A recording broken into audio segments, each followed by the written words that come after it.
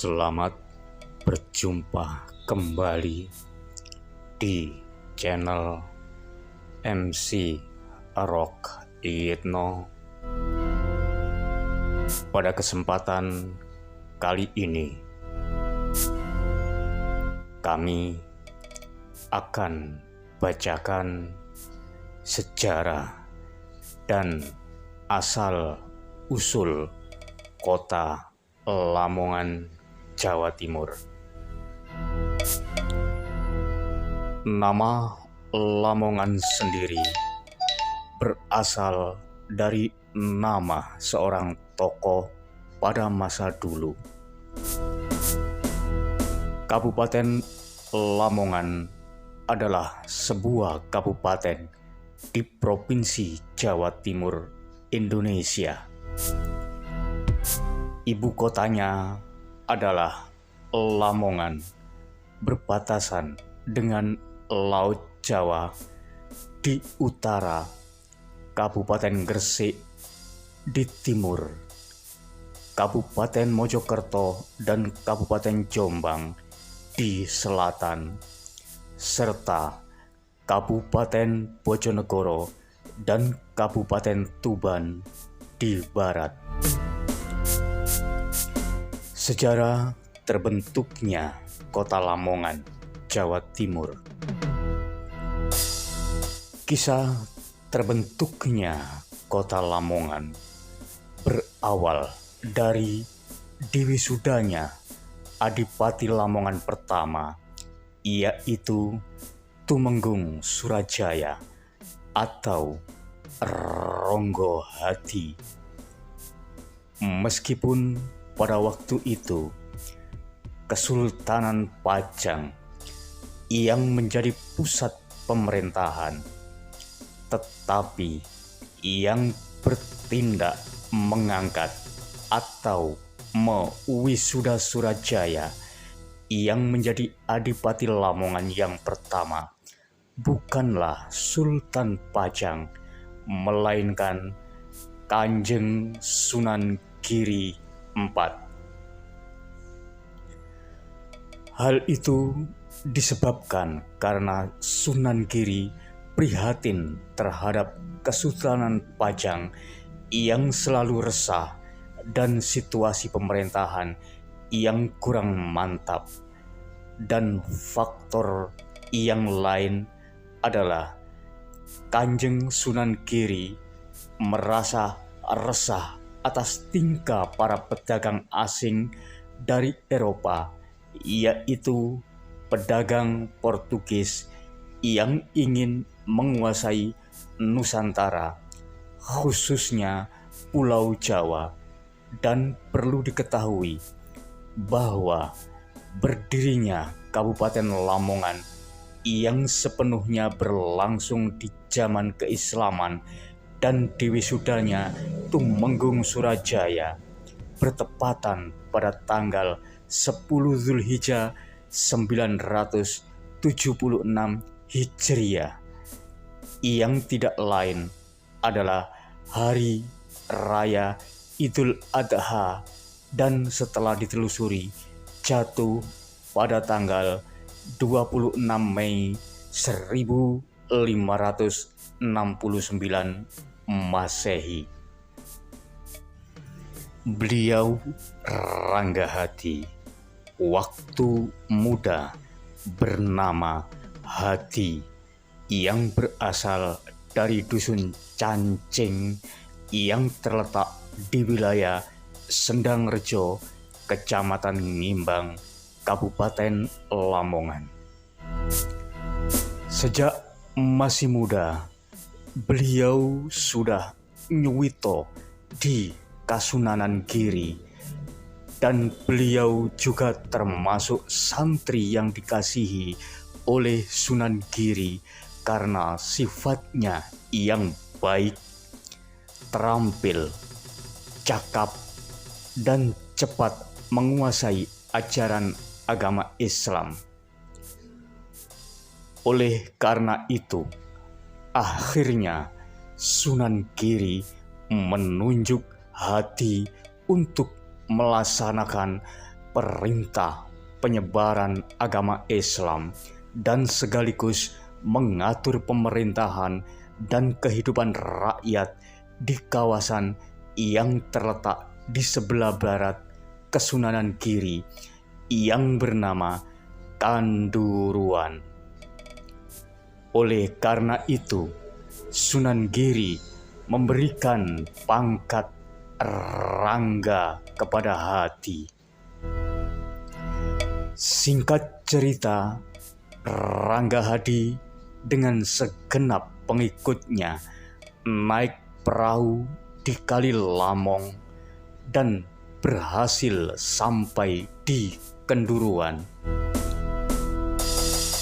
Oleh masyarakat daerah ini, Rangga Hadi diberi sebutan Mbah Lamong yang memiliki arti pandai ngemong rakyat karena pandai membina daerah dan mahir menyiarkan agama Islam serta dicintai oleh seluruh rakyatnya. Dan dari kata Mbah Lamong inilah daerah itu kini disebut Lamongan. Mitos Kota Lamongan. Ikan bandeng dan lele merupakan lambang dari Kota Lamongan. Ikan lele yang tentunya memiliki sejarah karena menjadi lambang dari Kota Lamongan. Ada yang bilang jika orang Lamongan asli tidak boleh memakan ikan tersebut. Makanan khas Kota Lamongan. Lamongan dikenal memiliki makanan khas yang cukup populer dan dapat dijumpai di berbagai daerah di Jawa Timur. Misalnya sego boranan, soto Lamongan, nasi boranan, tahu tek, tahu campur Lamongan. Wingko babat adalah makanan ringan khas dari Babat. Selain itu, ada makanan khas dari daerah Paciran disebut dengan jumblek. Selain jumblek, Paciran juga merupakan daerah penghasil siwalan muda yang biasa disebut ental dalam bahasa Jawa. Cerita rakyat. Sejarah terbentuknya Kabupaten Lamongan tidak lepas dari bumbu-bumbu cerita rakyat. Seperti yang satu ini, terkait asal muasal lahirnya pantangan bagi masyarakat Lamongan asli untuk memakan ikan lele. Meski banyak orang Lamongan yang merantau dan berjualan pecel lele, namun mereka konon pantang memakannya. Lalu apa cerita di balik kepercayaan itu? Cerita ini berawal ketika Sunan Giri III atau bernama asli Sadamargo belusukan ke daerah penyebaran Islam dengan menggunakan perahu menelusuri sepanjang aliran Bengawan Solo hingga ke desa-desa. Sesampainya di Desa Barang, sekarang masuk wilayah Kecamatan Gelaga, Kabupaten Lamongan, malam sudah larut.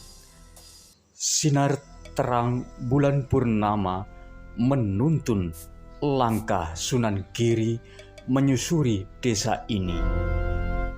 Hingga pada suatu tempat, Sunan Giri melihat lampu godok sejenis ublik yang menyala dari sebuah gubuk di sudut desa.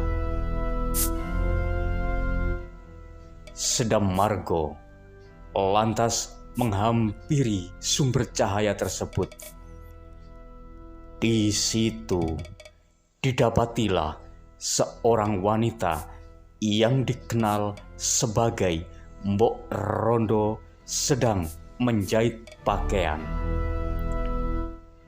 Perbincangan antar keduanya terjadi sampai larut malam. Di akhir perbincangan, akhirnya Sunan Giri berpamitan pergi. Namun dirinya lupa mengambil keris miliknya yang dia letakkan di balai selama berbincang dengan Mbok Rondo tadi. Dia baru sadar ketika sudah tiba kembali di Giri. Kemudian Sunan Giri memerintahkan salah satu orang dekatnya, Ki Bayapati, untuk kembali ke desa Barang mengambil keris kesayangan Sunan Giri yang tertinggal di balai gubuk Mbok Rondo. Keberadaan keris tersebut diketahui oleh Mbok Rondo. Seketika wanita ini mengambil dan menyimpannya untuk dikembalikan, atau syukur-syukur Sunan Giri kembali untuk mengambilnya sendiri. Nah, saat ditugasi oleh Sunan Giri ini, Ki Bayapati menggunakan kemampuan ilmu siripnya agar cepat menuju gubuk Mbok Rondo. Sesampai di lokasi, pesuruh ini mengambil keris dengan cara sembunyi-sembunyi. Tetapi sepandai apapun Ki Bayapati, caranya tersebut diketahui Mbok Rondo yang disambut dengan teriakan maling. Menganggap utusan Sunan Giri ini sedang mencuri keris, padahal yang terjadi sebenarnya adalah ingin mengambilnya. Teriakan Mbok Rondo membangunkan para tetangganya yang sejurus kemudian masa mengejar pria yang diduga mencuri keris pusaka ini. Karena panik dikejar warga, Bayapati memberanikan diri terjun ke kolam atau jublang untuk menghindari kejaran dan amukan massa.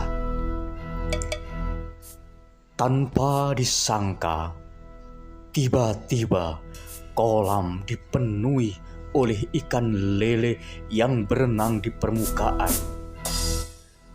Keberadaan Bayapati tersamarkan oleh munculnya ikan lele ini. Warga yang tidak mengira Bayapati bersembunyi di kolam segera meninggalkan lokasi. Bayapati selamat sampai di Giri, lantas menceritakan kejadian aneh tersebut sambil mengantarkan keris ke tuannya. Karena jasanya inilah, akhirnya Sunan Giri menghadiahkan keris yang sekarang disebut Mbah Jimat ini kepada Bayapati. Kabarnya, keris saat ini tersimpan di bangunan Dusun Rangge, Lamongan. Gara-gara peristiwa aneh inilah, akhirnya muncul pantangan bagi warga Lamongan memakan lele.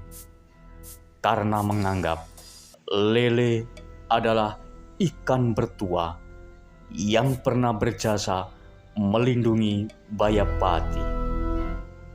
Tetapi sepertinya pantangan ini sudah tidak berlaku untuk saat ini.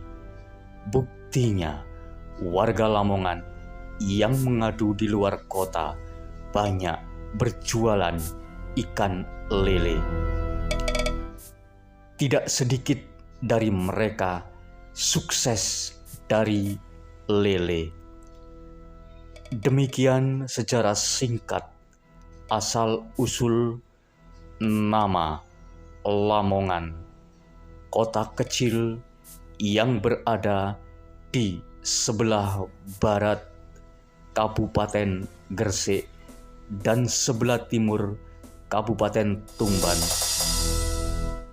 Semoga pembacaan narasi ini semakin menambah pundi-pundi pengetahuan kita dan semakin mencintai para leluhur kita yang telah berbuat